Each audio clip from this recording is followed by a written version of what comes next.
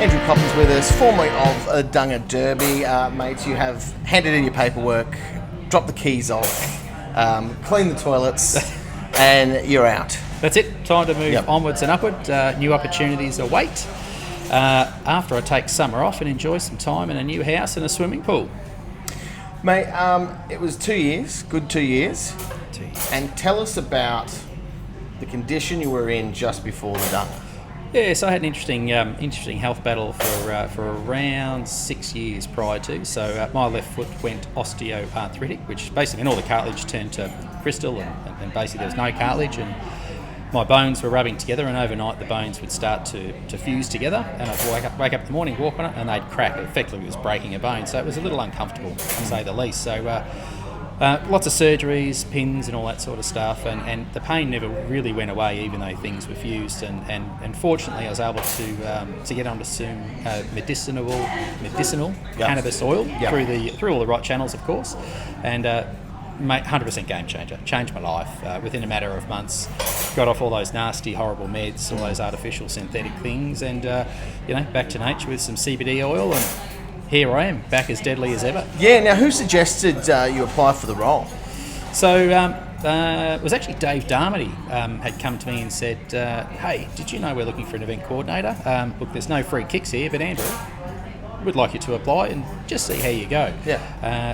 And look, it was a pretty tough interview process, don't get me wrong. It was the board, of course, but I was fortunate enough to be given the first ever event coordinator role for the Dunga Derby. So, look, there was 2 years of basically getting everything ordered, because you had to kind of take things from a very well-run but paper-orientated role to something that went digital, because you had to cover not just this area, but you also had to cover the Sunshine Coast as well. Yeah, look, it was a fairly big challenge. Sort of started in January 2020, kicking things off, learning the systems and processes, had all of these information nights and sessions booked for February, and bloody COVID hit us, and it wiped out all of that. So because of COVID, we couldn't do all those face-to-face meetings. We had to think about, how do we get our message out there? How do we still communicate? So, we embraced technology, we embraced going digital. We did lots of stuff on Zoom meetings, we did digital scrutineering, we really embraced that new technology. And what it meant was, all that paper stuff, we're able to bury it. We're able to move forward and just make our life a whole lot easier from an admin piece. And from that perspective, is that one of your hallmarks of the Dunga Derby? Do you think that's one of your lasting legacies? Yeah, look, I'm really proud of those achievements. To take any organisation from predominantly paper-based, which worked really well, but was inefficient from a time perspective, to then learn and understand, well, what are the innovations we can use? What do we actually need? How do we make it efficient? What changes do we need to make? How can it be left so the next person can see it and understand it, and grow and develop it further? And look, I honestly feel that was a very big achievement of mine. One of the things we did on the awards night was live stream the awards night via Facebook. We had roving cameras and switching consoles. That was next level innovation, and that worked really well. Some really awesome positive feedback, and that's some technology I'd really like to see continue in the future. Yeah, absolutely. I hope that is the way that things continue, because it's much easier for everybody when the process is cleaner and smoother. 100%. Because I've seen what things are like when they're not done that way in other circumstances, and I've gone, it's a fight to try and get things built and together, because the whole idea is just to make it bigger and better every time, right? Exactly right. The idea is just to grow the organisation. Obviously, bringing on Sunshine Coast was a really, really big step for 2020, which was a real challenge given COVID. We only achieved 8 teams. 2021, we brought that up to 27 teams.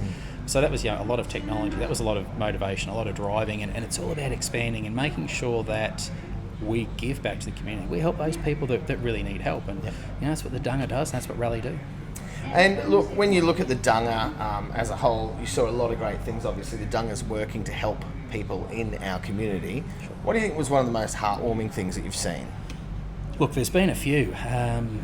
Look, there's been a lot of emotion over the years, but pretty sure Kingaroy from this year. So night 3 at Kingaroy. Yep. Yeah, really big night. The biggest event we've run. 88 teams, 26 officials, 330 people. You know, we had Caitlin Shadbolt, we had Mr. Q playing, but in between, or just prior to that, there was going to be this Dodgy Brothers auction. Yep. Not knowing much about it, knowing that I'd said to them, you guys have got 15 or 20 minutes to do this. Yep. Well, I tell you what, this auction started. It went for something like an hour. Yep.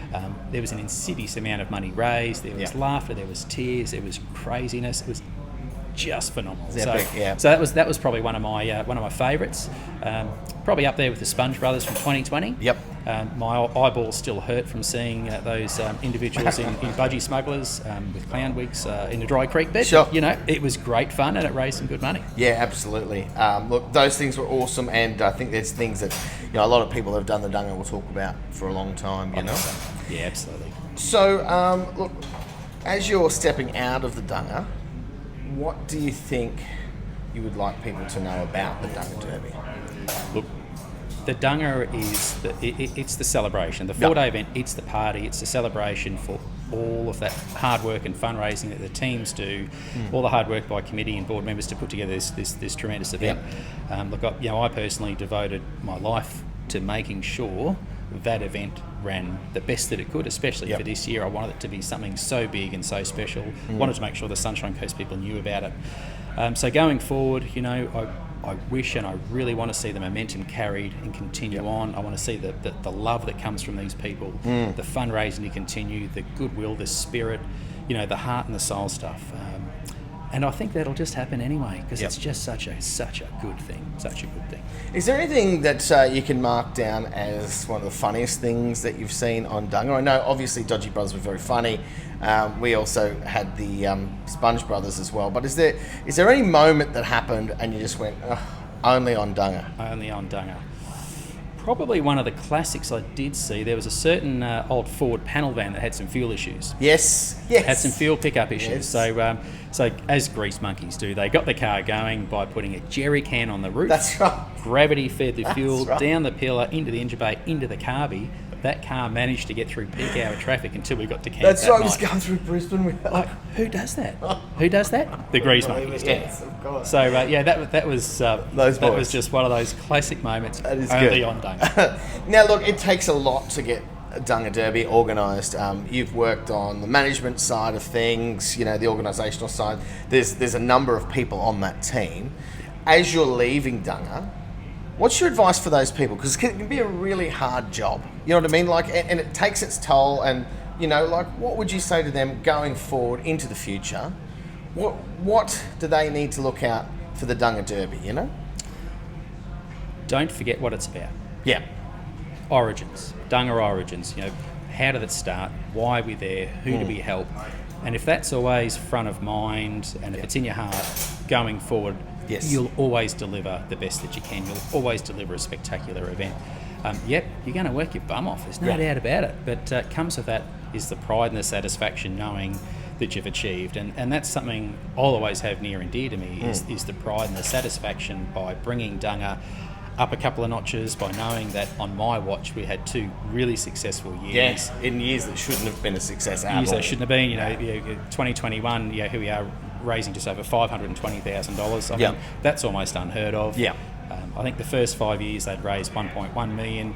Here we are at 2021, we're over 1.8 million. So in a very short period of time, and I'm proud to say on my watch we're able to achieve that. And look, that will continue to spiral and just grow. So look, head down, bum up. It's rewarding. It's bloody hard work.